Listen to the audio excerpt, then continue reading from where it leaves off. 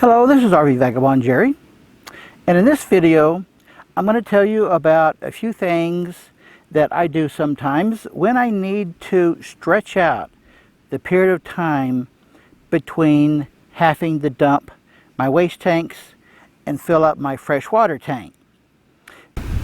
Now this is only going to be for if you're boondocking for a longer period of time than you would normally dump your waste tanks and fill up your freshwater tank, and especially if you're boondocking for a long period of time and you don't have access to a dump and fill station, or it's just going to be a little longer before you can get to one. So I'm going to show you a few tips how I can stretch that out for at least a few days. So now let's go to the bathroom and I'll show you what I'm talking about. First, get some kind of a little bucket. This is a pitcher that I don't use anymore. And what I use that pitcher for is to collect the water from the shower when I'm waiting for the water to heat up. I'll take this down and put it down into there until the water starts warming up. And what that does is save a lot of your fresh water from going down the drain into the gray tank. And I use this water to put in the toilet for the purposes of either flushing the toilet or cleaning it. Because when you hit your flush pedal down here, then the water comes out from this right here. However, unlike a regular house toilet, it does not swirl the water around like that, which helps clean it out. The water just comes right down into the hole. It spreads it out a little bit, but not enough to do much good. So by pouring water here into the toilet, then I've got enough water to use to be able to flush waste down into the black tank, and also to use a brush to clean around the rim. And you pretty much have to do this every time anyway, because like I said, the water from there is not going to swirl around and help you clean it out. You really have to just do it with a brush pretty much every time if you want to keep it clean. So that does two things. It saves a lot of the water from going into your gray tank, and it puts some of that water into your black tank, because as you probably know, your black tank is only the water that gets flushed down the toilet. And then one way to minimize what goes down into the black tank is to minimize the amount of urine that goes down in it. That's what really collects the most volume. And the way I do that is I use an old laundry detergent container like this, open up the cap to pee in it. At least for guys, that's much larger than anybody's going to need for that purpose. Then when this gets full, I have a gallon jug here, and I fill that up. So you can see the color that is. So when that gets filled up and that gets filled up, I can do two things. I can either take those bottles out to a restroom and just dump it into their toilet, or I can just hold on to it for when I do dump my black tank. And usually I just end up taking those two bottles and flushing it down the toilet anyway at the time that I'm ready to dump at a dump station. And in 3 years of having this motorhome, I have never once completely filled up my black tank, although I have filled up my gray tank many times. Now this is my levels. The far left is the black tank, and that always says full. Even after dumping it, it always says full. That really is worthless. You cannot depend on that. So I only watch how full my gray tank is. That's what I'm really concerned with, is the gray tank.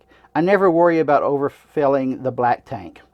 And another thing I would like to do is to be able to reach down here and turn off the water valve so that when I press the pedal to flush it, it doesn't waste water filling up from the freshwater tank, because the water that this puts out, you're really wasting fresh water.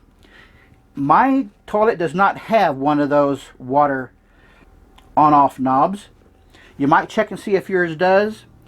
I wish mine did, because I would turn it off and only use this water into the toilet, and that would be ideal. So if your gray tank does get completely filled up and you just need a little more time, you got to let some out before you can get to a dump station. Here's something that you can do. Take off the regular cap of your dump, and then you need to get one of these types of caps that has a screw connection like this, where a normal water hose would fit onto. And you just get maybe an old water hose and clip off. It only needs to be about 1 foot long. You screw this onto here, just like that. And then you put the hose down into your hole right here, and then connect that on to your dump. And that way you can let out just a little bit at a time. But I've never done it at just any place that I'm parked, because you don't want a big puddle in one place. But what I do is I connect it like this, and then when I'm ready to drive down the road, then I will pull my gray valve open just a little bit. Just enough to get the water going like this. And it's just dirty water. It's not really going to hurt anything, especially on a highway.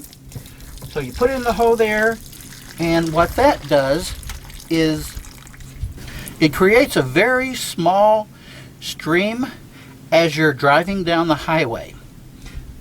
And you only pull this out a little bit. You don't want to pull it out all the way, just enough to get a little bit of stream going. And then if you have a rear view camera, you can actually see the stream coming out and the stream down the highway that you're leaving. But it's just such a small stream, it certainly isn't going to hurt anything. So I would recommend that when you're going down the highway with that little stream going, that you drive for about 15 or 20 minutes and then check your tank level to see how much it's gone down.